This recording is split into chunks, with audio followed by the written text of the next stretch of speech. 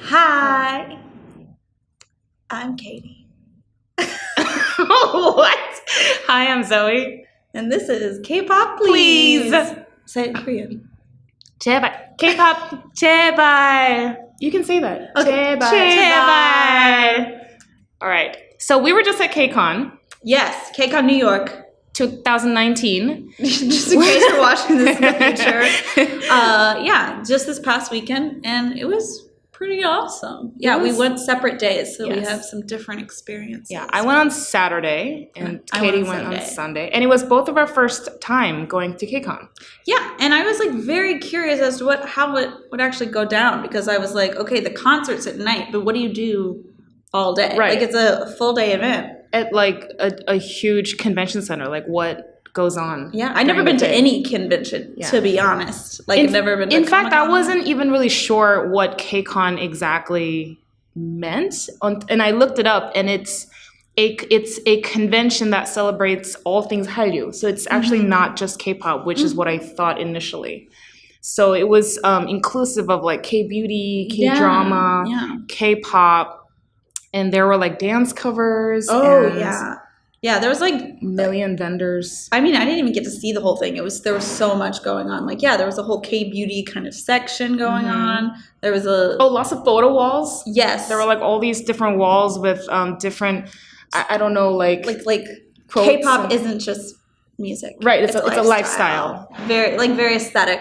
Just made for Instagram. Very Instagram friendly. Very Instagram friendly. But I mean, but also there were a ton of panels. There were like with like people that are working in the industry in various ways, whether they're like media people that cover K-pop, or they are like people that have actually worked with K-pop stars in some capacity.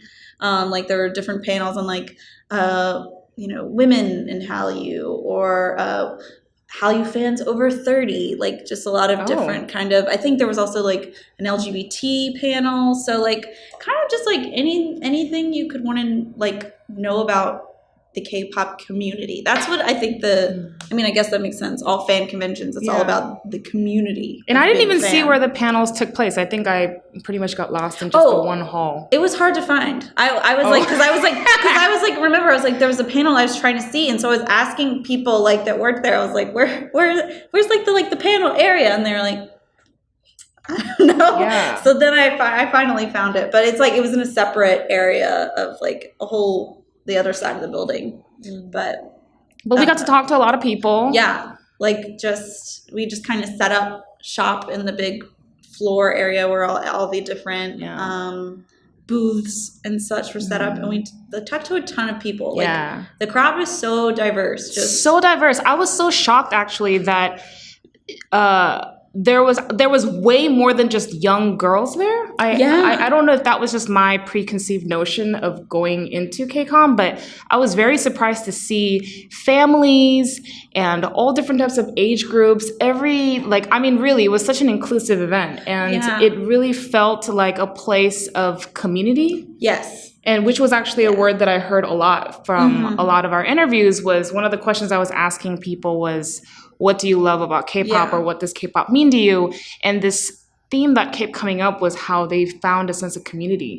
They're like, I've made so many friends through K-pop. It's something you can instantly connect with someone over. Like, it's like, I feel like almost even more so than other hobbies. Like comics or it's like something that like, or something. If you love K-pop, and you meet someone else who's a fan, that it's not even just, I guess because it's not just music, it's the lifestyle, as they said in the Instagram. Yeah. Like, you're not, when someone shares an interest in K-pop, it's not even like, oh, we like the same music, but it's like a whole, it's like this connective tissue.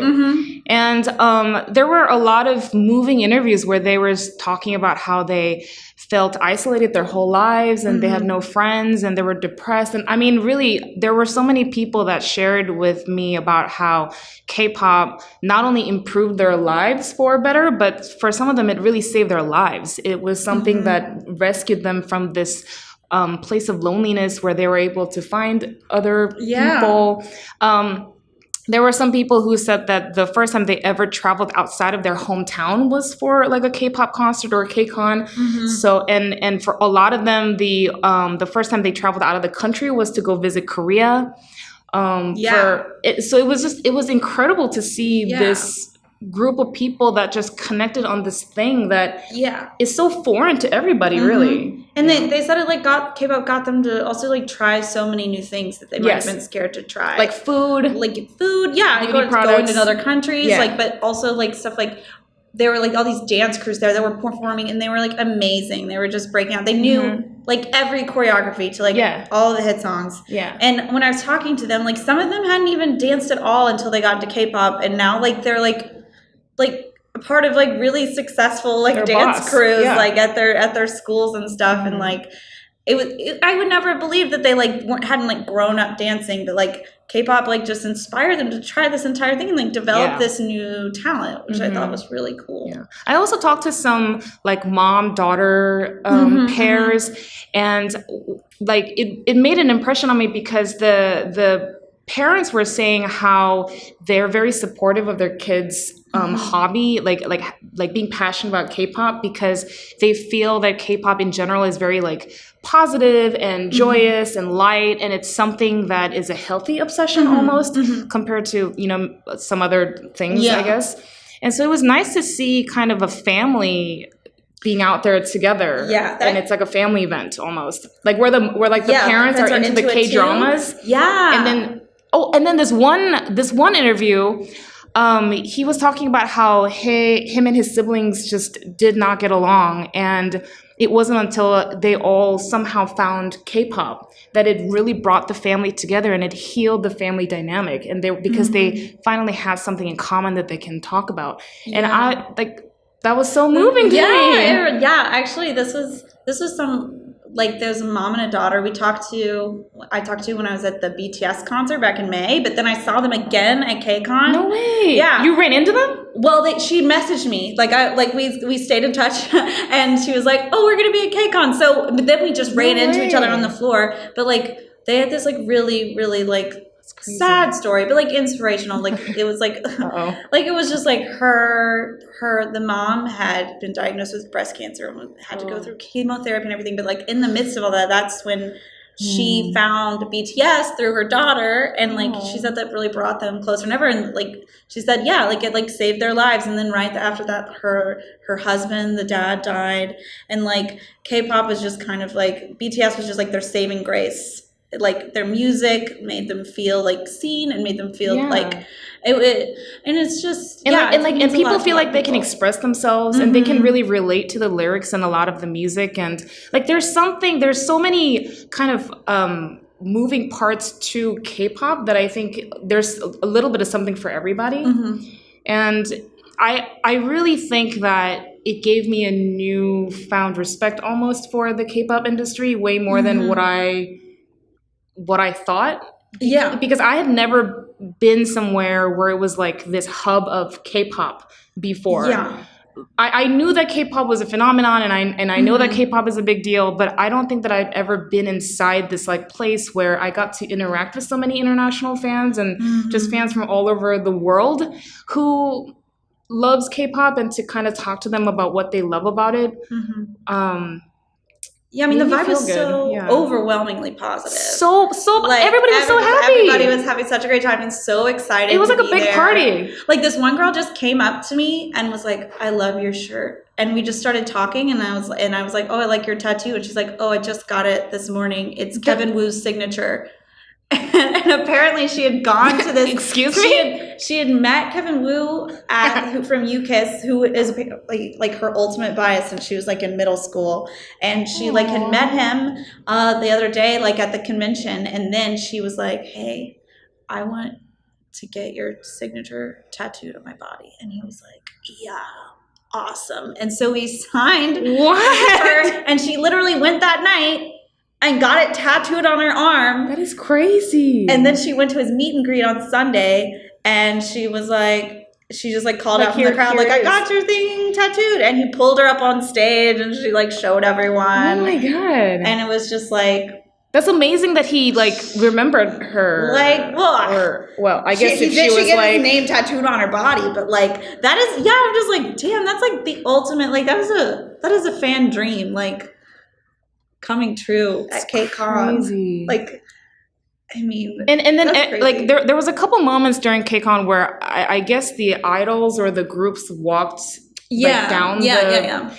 And I tried to find out who they were, but it was impossible. I basically was buried by the millions of fans that were like screaming with like their phones. But I think that what was nice to see was that a lot of the groups that were there were making an effort to interact with the fans like on the floor, not just within their concert schedules or like whatever event schedule that they had committed to. It seemed like they made an effort to just like be out and about and meet as many fans as they could.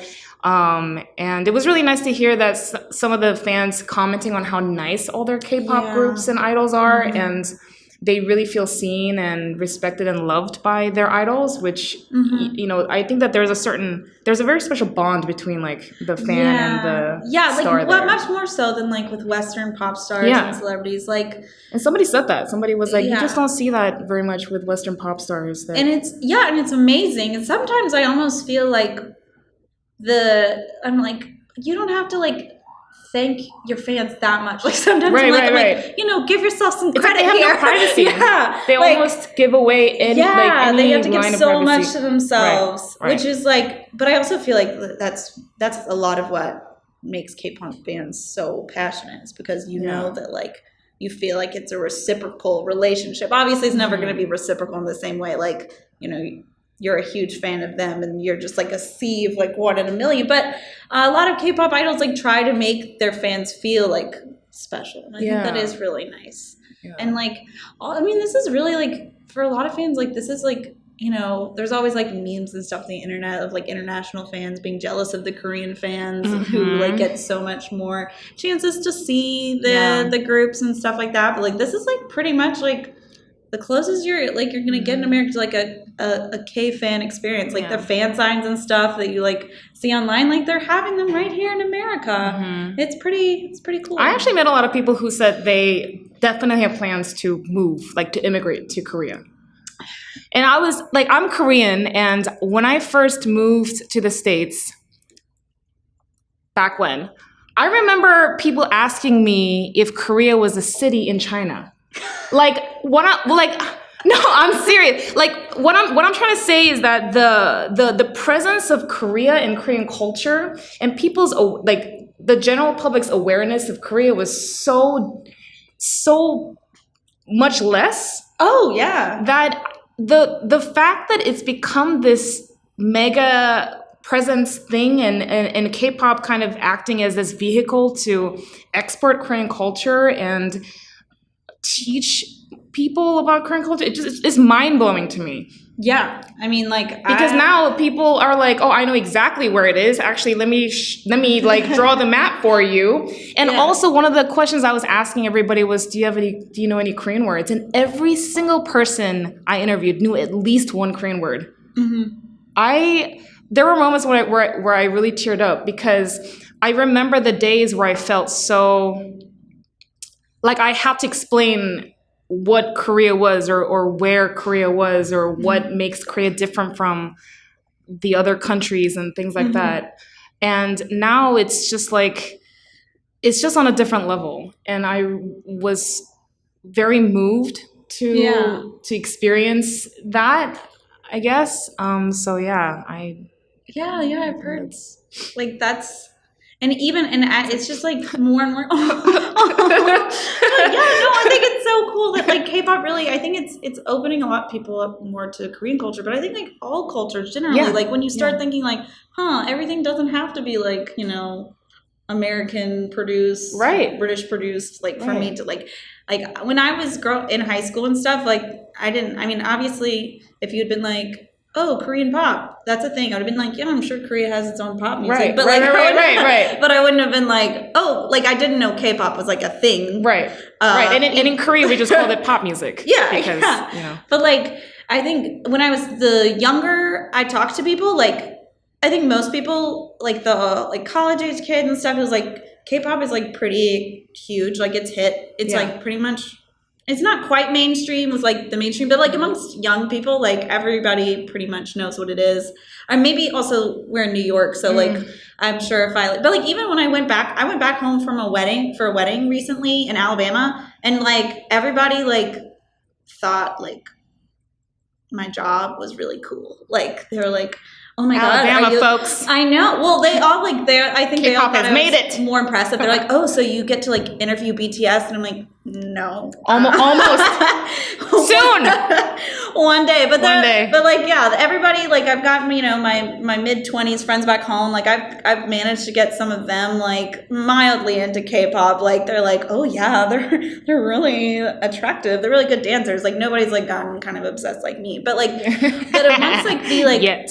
I interviewed some like 11-year-olds, and they're like, everyone I know listens to K-pop, like, which is insane to me. They're like, yeah, in my school, mind. like everyone listens to K-pop. Like that's just like it's just like any other pop song on the radio. Like it's just awesome. Like it's just crazy that like it's just cool. becoming the norm. Like the world is shrinking, but in a good way. Like right. Like everybody, yeah, no one's having to like don't cater to America so much. Just produce your own music and import it here, and maybe Americans will finally accept it and not be like because assholes. you know, like when I don't know, I guess when K-pop first started becoming a thing and it started growing, I thought, oh man, you know, it's so foreign to every, you know, it's Korean music, and I wasn't sure that it would be able to reach other audiences. And the fact that like music is really just the common language. That's really what I've realized, is that regardless of the language, music speaks to everybody and art speaks to everyone, because like we said, K-pop isn't just about music. It's about like the fashion and the beauty and the like the whole thing. Yeah. And all of it is like this visually like aesthetic art form that is also music, and it can connect everybody from all over the world. And I just think that's incredible. And it makes me so happy it made me so happy to like be there and experience that like firsthand. KCON is this, you know, hub and this platform where all things Hallyu can kind of come and present itself to the fans at large. And there's a couple people I talked to at KCON who had been there since the very first KCON, which was in 2012.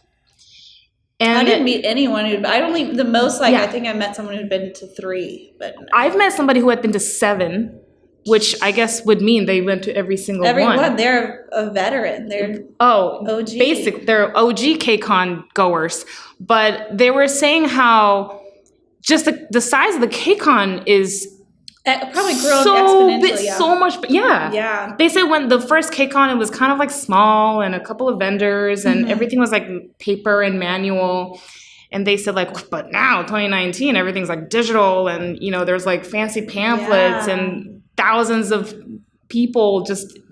So they were saying how quickly KCON was growing, and therefore the fan base is also growing that quickly and that fast. So it was cool to go and witness the reach that Hallyu had, really, and not just America, because there was people from all over the world, all over the country, just coming together to learn new Hallyu things that they hadn't seen before. Or just meet friends, even. Yeah, a lot of people said, like, this is, like, where they, like, you know, it's, like, a great place. A lot of people make friends on the internet, I think. Yes. But also, like, they said it's a great way for them to, like, get into groups that they necessarily hadn't gotten super into yet. But, like, had only started hearing of. Like, I remember, but, like, that was cool for me, too, because, like, I remember, like, being kind of, like, jealous. I'm like, I wish I had attended KCON 2016 when BTS was there, and I'll never get that opportunity again. But then I'm thinking about it, I'm like, oh, but the next BTS, I don't know. I'm not trying to trigger people with saying like the next BTS, but you know what I mean. The next BTS is probably attending KCON right now. Like everybody I talked to, and you too, mentioned ATEEZ. Like, who are these boys? I've never because watched an ATEEZ video. I didn't know. I had no idea. Well, I'm embarrassed because I hadn't even heard of them. But I felt like I've heard of them, but I just like hadn't consumed any content. In my brain, I was like, I don't have time for rookies. But I felt like such a loser when people were like, oh yeah, like definitely I'm here for 80s. And I'm like, oh yeah. They're most great. Yeah, they're totally great. And inside I was like, who are they? I don't know anything about them. I'm such a loser. Yeah, I mean they're the new They're the new like they're the cutting edge, and like that's the thing. Like probably 3 years from now, people will be like, I was there when they started 2019. They're just starting out. Yeah, we got to get into 80s though. I think do. that's the moral of the story. I'm just so behind clearly because they were talking about like I guess their title song, but. Didn't they only? They're new. They're brand new, right? They're a rookie group. I think. Yeah, like within a year. I think they debuted like a year ago. They have a few songs. I know one of them is called Holla Holla. Holla Holla. Holla Holla. And then another is called like Say My Name. Oh. I have not listened to these songs, but I heard people. That's the one people mentioned. Oh.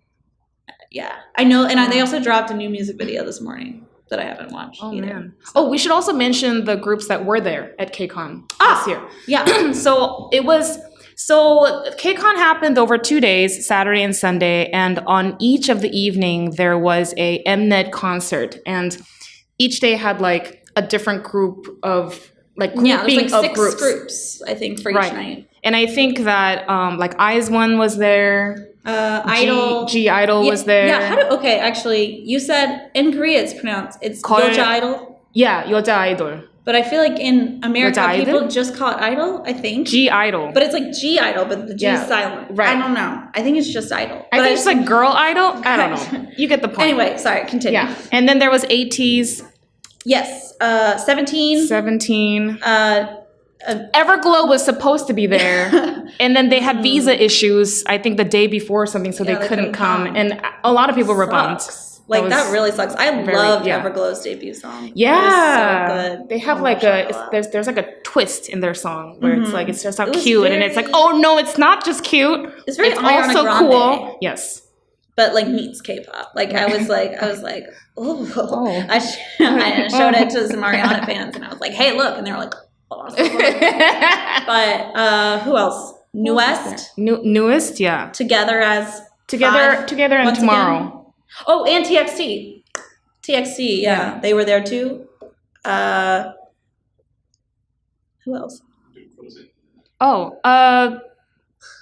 yeah. That's about it. KCON, it was really great. And lastly, if you are thinking about going to KCON next year, but you don't have any friends to go with you, or you want to go, but you feel like you don't really know other people to come with you, I think it's totally fine, because I actually met a lot of people who went there alone, but just started talking to people like in the line. Literally, you can talk to anyone there, and they will be so nice. Everybody is so open and so happy to be there and so welcoming, and it's a very safe feeling environment. Yeah, absolutely. And again, all ages, all backgrounds. Yeah, all ages, literally, all ages, all race, all identities. Really, everybody was there. It was very inclusive, very warm. So if you ever wanted to go but felt intimidated about going alone, I think that you will be fine. You'll be fine. You'll probably leave with 100 new friends. People said, I made like 15 new friends just today. Just from like all over the world. I mean, how cool is that? It's like this place where you go and you have this built-in common ground and you can nerd over anything Hallyu. So check it out. And be sure to stay tuned for our... Yeah, we'll also give you a chance to see all these interviews that we keep referencing. So that will be up very soon. And it's gonna straight from the horses' mouths. Exactly. You can watch all the interviews, and if you participated in the interviews with us, be sure to comment below and subscribe to our YouTube channel. And we'll see you soon. This was Zoe and Katie and K-pop. 제발.